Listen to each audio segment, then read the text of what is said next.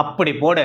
தொடர்ந்து சர்ச்சைகளை வெளியிட்டு வந்த ஊடகம் சில புரோக்கர்களுக்கு முடிவு கட்டிய அண்ணாமலை. விஜய் அரசை பாராட்டி தள்ளும் அண்ணாமலை எதிர்க்கும் நயினார் நாகேந்திரன். திமுக எதிர்ப்பில் உறுதி. நீதிமன்ற வளாகத்தில் நடந்தது என்ன? உடைத்து பேசி கைத்தட்டல்களால் நிறைந்த அமெரிக்கா அரங்கம். அதிமுக தொண்டர்களை உற்சாகமூட்டும் எடப்பாடி. களை இழந்த இரண்டாம் கட்ட தலைவர்கள். அரசியல் களத்தில் என்ன நடக்கிறது? வாருங்கள் இந்த வீடியோவில் பார்க்கலாம்.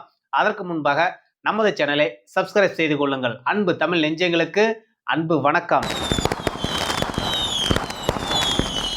தமிழக அரசியல் களத்தில் அண்ணாமலைங்கிற செய்தி ஒவ்வொரு நாளும் இடம்பெறாத நாளிதழே கிடையாது, நாளும் கிடையாதுங்கிறது தான். தொடர்ந்து திட்டமிட்டு அவர் மீது அவதூறான சில செய்திகளை ஊடகங்களும் பத்திரிகைகளும் சில புரோக்கர்களும் தொடர்ந்து திட்டமிட்டு இந்த விஷம பிரச்சாரத்தை தமிழக அரசியல் களத்தில் செஞ்சுக்கிட்டே இருந்தாங்க. திரு அண்ணாமலை அவர்களும் கடந்த சில நாட்களாகவே அமைதியே இது எல்லாத்தையுமே வேடிக்கை தான் பார்த்துட்டு இருந்தாரு. நேற்று தான் அமெரிக்காவில் திரு அண்ணாமலை அவர்கள் இதுக்கு உண்டான முடிவுரை எழுதும் விதமாக சில விஷயங்களை அவர் ஓப்பனா வெளிப்படையாவே பேசி இந்த மாதிரியான ஒரு சில விஷம கருத்துக்களை வெளியிடக்கூடியவங்களுக்கு மூஞ்சில கரிய பூசண மாதிரி ஒரு சில கருத்துக்களை திரு அண்ணாமலை அவர்கள் தெரிவித்திருக்கிறாரு. திரு அண்ணாமலை அவர்கள் அமெரிக்கா போனாரு. அந்த தமிழ் சங்கம கூட்டத்துல இது எல்லாமே இந்துக்களுக்கு எதிரான விஷயம்னு சொல்லி ஒரு முறை பரப்பி விட்டாங்க. சில முறை பாஜகவோட தலைமை அண்ணாமலை கிட்ட டீல் பேசுதுன்னு பேசினாங்க. இதெல்லாமே ஒரு முக்கியமான பத்திரிகை, முக்கியமான இந்த செய்திகள் எல்லாமே திட்டமிட்டு அவதூறான விஷயங்களை அண்ணாமலை அவர்கள் மீது பரப்புனாங்க. அது மட்டும் இல்லாம திரு அண்ணாமலை அவர்கள் தேசியத்துக்கு எதிராக செயல்படுறாரு. அண்ணாமலை அவர்கள் இலங்கை தமிழர்களை எடுத்துக்கிட்டு மீண்டும் வைகோ சீமான் பாதையில போக போறாரு. திரு அண்ணாமலை அவர்கள் கட்சி நடத்துறதுக்கு நிதி திட்டத்துக்கு இப்பயே அடித்தளம் போடுறாரு. இவ்வளவு விஷயங்கள் தொடர்ந்து அண்ணாமலை அவர்கள் மீது திட்டமிட்டு பரப்பிட்டு இருந்தாங்க. இதுக்கு எல்லாமே அண்ணாமலை தெளிவா தன்னுடைய முடிவுகளை அமெரிக்காவில் தெரிவிச்சும் விட்டாரு. திரு அண்ணாமலை அவர்கள் தன்னோட மீது தொடர்ந்து திட்டமிட்டு பரப்பக்கூடிய விஷயங்களை எல்லாத்தையும் திரு அண்ணாமலை அவர்கள் நம்மளாதான் இருக்கிறோம், ஆனா சில ஊடகங்களும் பத்திரிகையிலும் திட்டமிட்டு நம்ம மேல அவதூறான விஷயங்களை பரப்புறாங்க. அது அப்படி இல்லை. நம்மளோட நோக்கம் கொள்கை எல்லாமே இந்திய பார்வை தமிழனாக இருப்போம், தமிழுக்கு குரல் கொடுப்போம் அப்படிங்கிறத அவர் தெளிவுபடுத்திட்டாரு திரு அண்ணாமலை அவர்கள். அது மட்டும் இல்லாம டிஆர் பாலு சம்பந்தமான வழக்கு சம்பந்தமான விஷயங்கள் எல்லாமே தொடர்ந்து டிஆர் பாலு அவர்கள் கூட காம்ப்ரமைஸ் பண்ணிட்டாரு. 2 பேரும் சேர்ந்து வழக்க வாபஸ் வாங்கிட்டாங்க. திரு அண்ணாமலை அவர்கள் டிஆர் பாலு கிட்ட வாங்க வேண்டியதை வாங்கிட்டாரு. அதனால 2 பேரும் சேர்ந்து வழக்க வாபஸ் வாங்கி இந்த மாதிரி எல்லாமே தொடர்ந்து இந்த மாதிரியான பொய் பிரச்சாரங்கள். திரு அண்ணாமலை அவர்கள் தெளிவா என்ன சொல்லியிருக்காரு? கோர் நீதிமன்ற வளாகத்தில் நடந்த முழுமையான விபரத்தையும் வெளிப்படையா சொல்லிட்டாரு. அந்த வழக்க போட்டது திமுகவுடைய பொருளாளர். நான் 20 வருஷம் 30 வருஷம் பொருளாளர், ஏமாலியே ஊழல் குற்றச்சாட்டு அண்ணாமலை சொல்லிட்டாருன்னு தான் அவங்க வழக்கு போட்டாங்க. அதுக்கப்புறம் தான் இதெல்லாம் சரி வராது, நம்மளே குறுக்கு விசாரணை பண்ணலான்னு தான் கடந்த முறை நானே பண்ணினேன். ஒரு சில விஷயங்கள் வெளியில வந்துச்சு. என்ன நினைச்சாங்களோ தெரியல, அவங்களாகவே வழக்க வாபஸ் வாங்கிட்டாங்க.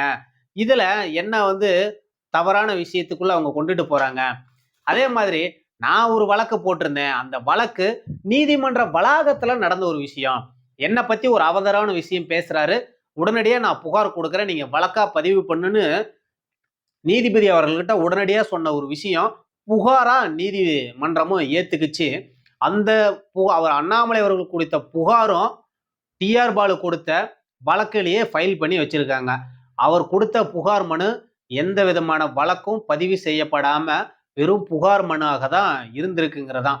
அது வழக்கு என்ன பதிவாகலைங்கிறதையும் திரு அண்ணாமலை அவர்கள் வெளிப்படையா ஓப்பனா என்ன நடந்துச்சுங்கிறத சொல்லிட்டாரு.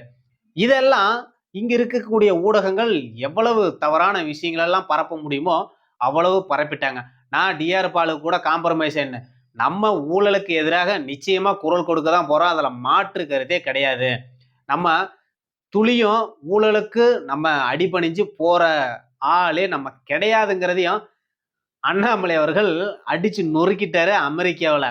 அவர் நொறுக்க நொறுக்க கைத்தட்டல்களை அமெரிக்க அரங்கமே களை கட்டிடுச்சுன்னு தான் நம்மளும் காணொலியில பார்த்தோம்.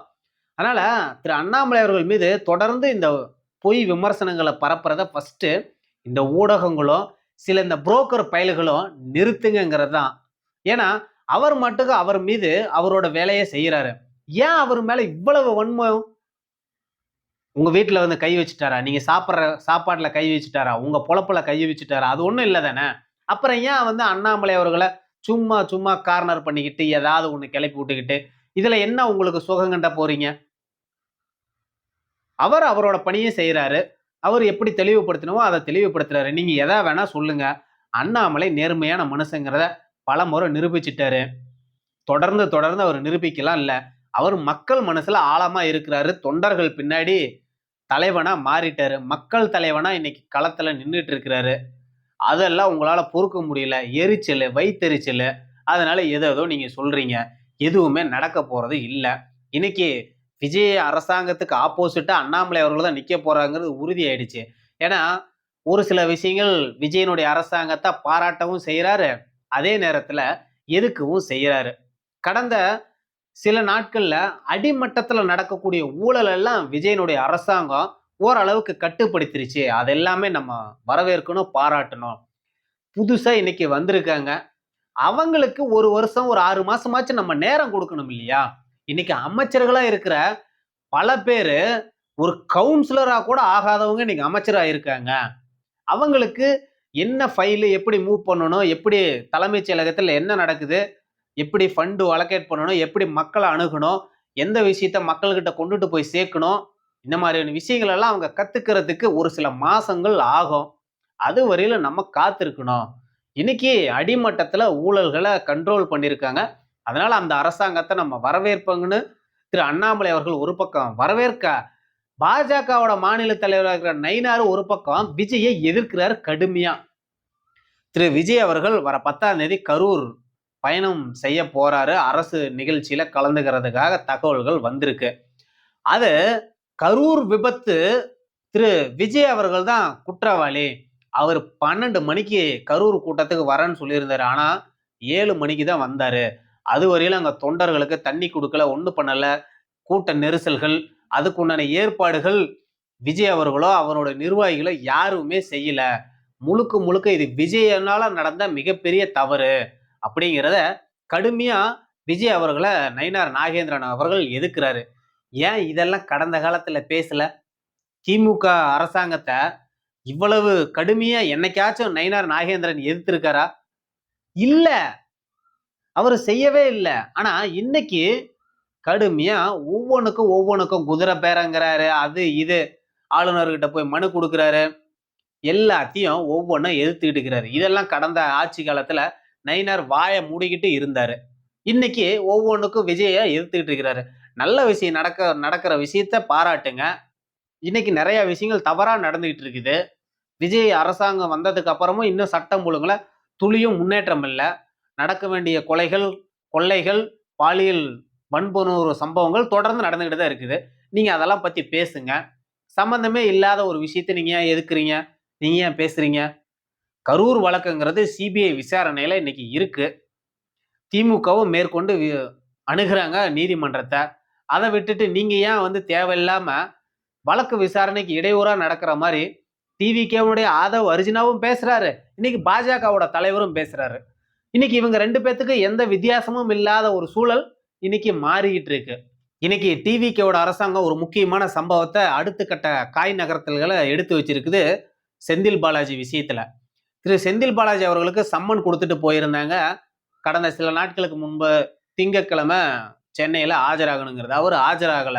உடனே வழக்கும் பதிவு பண்ணியிருக்காங்க காவல்துறையினர். திரு அசோக் அவர்கள் மீது ஏற்கனவே வழக்கு பதிவு செஞ்சு விசாரணை நடந்துட்டு இருக்குது. அவர் பத்தின தீவிரமா ஒரு பக்கம் காவல்துறையும் தேடிட்டு இருக்கு. செந்தில் பாலாஜி அவர்களும் தலைமறைவா இருக்கிறதா ஒரு செய்திகள் இல்ல, தலைமறைவா தான் இருக்காரு. அதனால அவர் இன்னைக்கு ஆஜராகல. அவர் மேலேயும் வழக்கு பதிவு செஞ்சிருக்காங்க. இன்னைக்கு உண்மையாலுமே வந்து ஊத்தங்கரையோட எம்எல்ஏ இளையராஜா அவர்கள்கிட்ட திமுக தரப்புல இருந்து செந்தில் பாலாஜியோட தம்பி இவங்க தான் வந்து பேரம் பேசியிருந்தாங்க அப்படின்னா, இன்னைக்கு இதே பேரங்களை டிவிகே அரசாங்கங்களும் செஞ்சுக்கிட்டு இருக்காங்க. இன்னைக்கு பல எதிர்க்கட்சிகள் அதை பத்தி பேசிட்டு இருக்காங்க. டிவிகே பேரம் பேசுது, பேரம் பேசி தான் அதிமுகவோட எம்எல்ஏக்களை கொண்டுட்டு போறாங்க. இதே மாதிரி திமுகவினுடைய அமைப்பு செயலாளர் இருக்கிறவர் திமுகவுடைய எம்எல்ஏ கிட்ட பேரம் பேசுறாங்க, 30 கோடி பேசுறாங்க, 50 கோடி பேசுறாங்கன்னு ஆளுநர்கிட்ட புகார் கூட கொடுத்திருக்காரு. அதனால இந்த பேரங்கிற ஒரு விஷயம் இது அரசியல் சார்ந்த எல்லா கட்சிகளும் இது கையில் எடுத்துக்கிட்டாங்க. களத்துல என்ன நடக்குங்கிறது அது மக்களுடைய கையில மக்களோட முடிவு தான் பொறுத்து தான் அமைய போகுது. இன்னைக்கு மக்கள் விஜய்க்கு ஓரளவுக்கு பெரும்பான்மையான தனிப்பெரும் கட்சியா கொடுத்திருக்காங்க. இன்னைக்கு முதல்வரா இருக்கிறாரு. அவரது செயல்பாட்ட நீங்க குறை கூறுங்க, கண்டீங்க, ஆர்ப்பாட்டம் பண்ணுங்க, போராட்டம் பண்ணுங்க. அத விட்டுட்டு தேவையில்லாத விஷயத்துல நயினார் நாகேந்திரன் அவர்கள் மூக்க நுழைச்சுக்கிட்டு அவரே மூக்க உடைச்சுக்கிட்டு போறாருங்கிறது தான் உண்மையான ஒரு விஷயமா இருக்குங்கிறதான். ஏன்னா இன்னைக்கு பாஜகவுல அண்ணாமலை அவர்கள் மாற்றத்துக்கு அப்புறம் தமிழகத்துல பாஜகங்கிற ஒரு கட்சியே இல்லாம போயிருச்சு. இவரு கட்சியை வளர்க்குற வேலையை விட்டுவிட்டு இவரு விஜய் அவர்களை எதிர்த்துக்கிட்டு இருக்கிறாரு. அதனால விஜயனுடைய அரசாங்கத்தை நீங்க குறையை கண்டுபிடிங்க. ஆக்கப்பூர்வமா உங்களுடைய அரசியல் பயணம் இருக்கணுங்கிறதா நம்மளுடைய தாழ்மையான வேண்டுகோள். அடுத்தடுத்த அரசியல் நகர்வுகளை உங்ககிட்ட கொண்டு வந்து சேர்க்கிற வரையில உங்களிடம் விடைபெறுவது உங்கள் குமார். நன்றி, வணக்கம்.